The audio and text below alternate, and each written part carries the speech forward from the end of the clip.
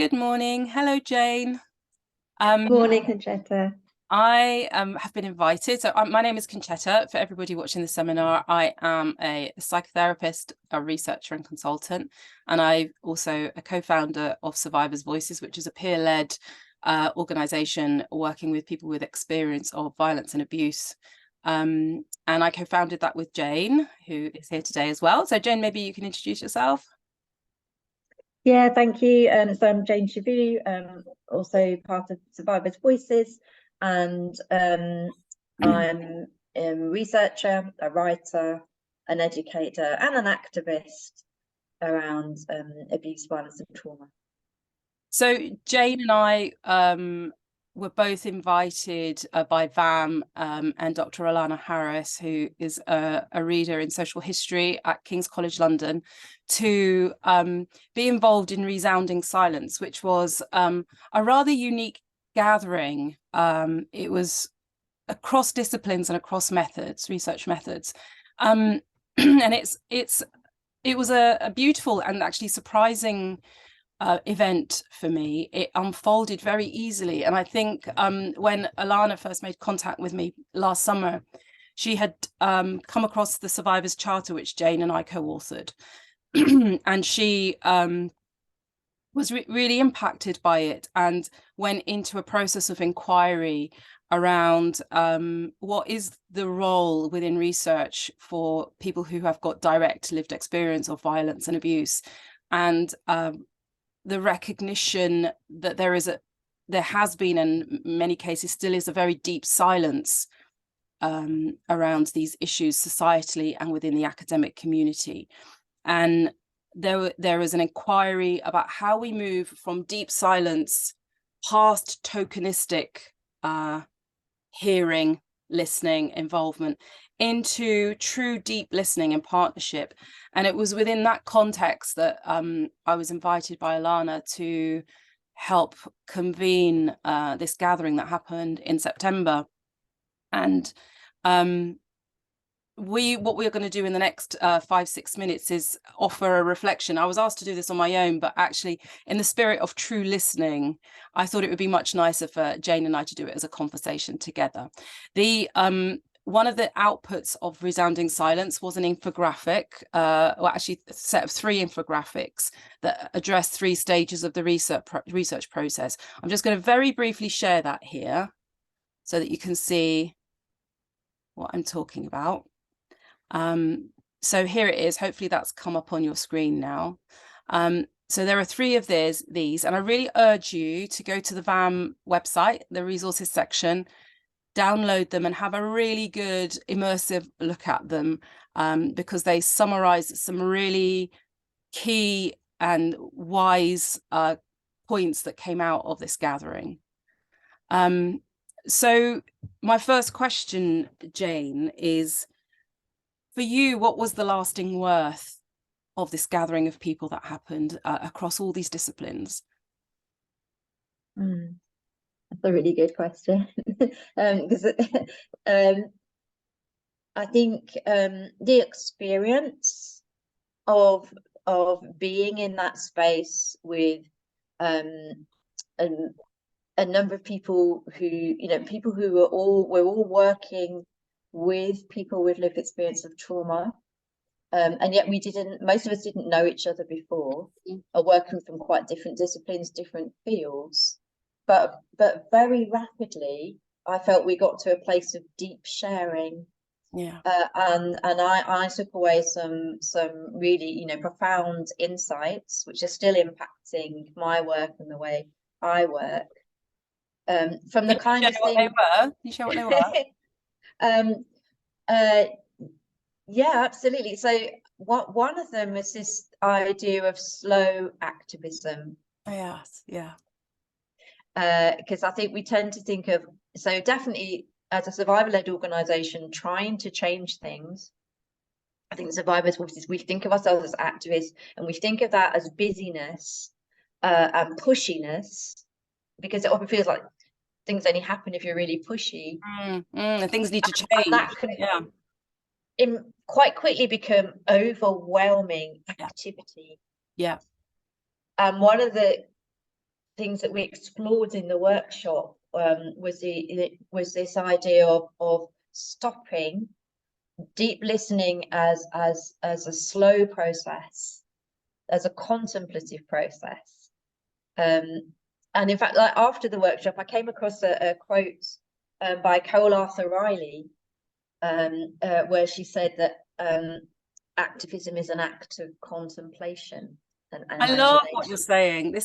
It feels really important, because one of my reflections was that there's these elements, research is about ultimately gathering data, and data through conversations as well as measurements.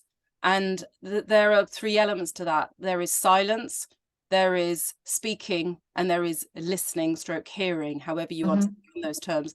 And the silence has been imposed on the issue around violence and abuse, both within the acts of abuse that happen, but societally.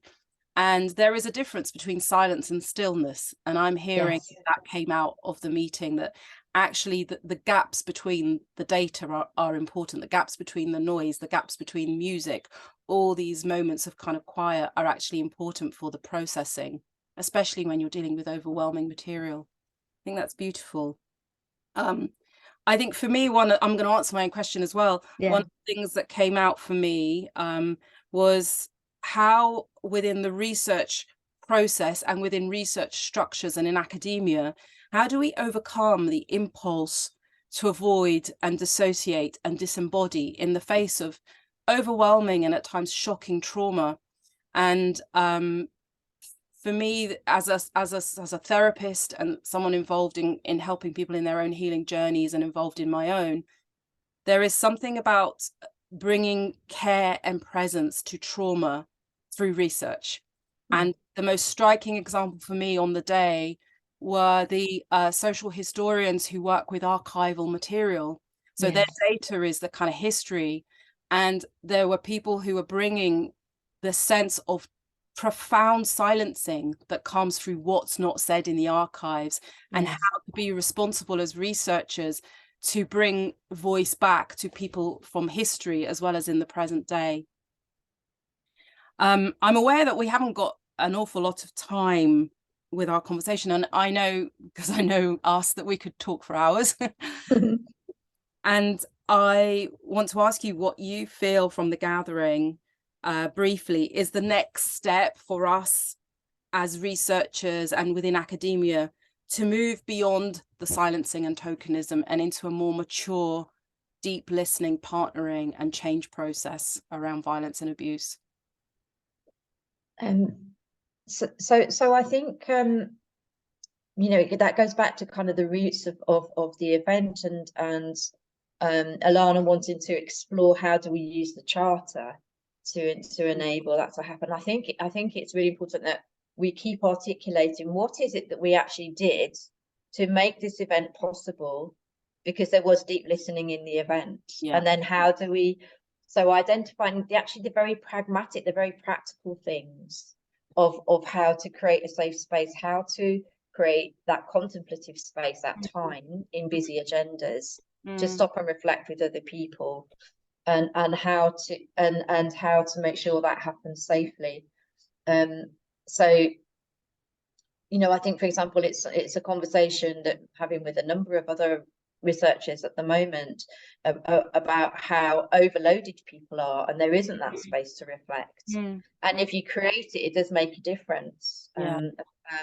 Just had this conversation with another research team that have been working researching in this context of sexual assault referral centres, and that in order to create a safe space where survivors could be listened to and held safely in that, there is an immense cost on the team. So there's something about recognizing what do we need to do to make this possible, and that may mean redirecting these resources, and that may mean making hard decisions about how people use their time, and it may mean slowing things down, as you say. Absolutely. It was really interesting to me that when the space was created, it was very quickly filled with such rich material. And one of the feedbacks from one of the academics on it said it was one of the most worthwhile meetings that they had ever been to. Just, astonishing, really, what happens when you create safe and gentle spaces for deep listening and for stillness within the listening. Just to close, I think for me, the thing that sort of stays with me from the meeting is the role of our bodies. We are embodied creatures, and our research in many ways, whilst we operate within our heads hang on our bodies. We're not just heads with a kind of a body hanging off it. And I have been left with the inquiry about what is the data that we know in our bodies as people with a lived experience, and how does the research process bring this data forward, because there's the things we know with our heads, and often that's what we've been told through the dynamics of abuse, which are societal. They don't just affect people directly affected by abuse, they affect us all in terms of the fight flight response. And how do we allow what's held in people's bodies and the unsafety and the story to come forward, you know, and quote the famous book with the famous title, "The Body Truly Does Keep the Score." How do we bring that forward within research? And I don't know the answer to that, but I've been left with that question. I'm aware that we've run over our 7 minutes, and I'm truly hoping that that's okay with the beautiful people that run VAM. But I just want to say thank you for joining me with this conversation. I think it's way more interesting for people to hear us both talking together than, you know, a conversation is always preferable. So thank you, Jane. Oh, thank you for inviting me, and yeah, and it was a privilege to be part of such a special event. Thank you. Thanks to everyone for listening as well.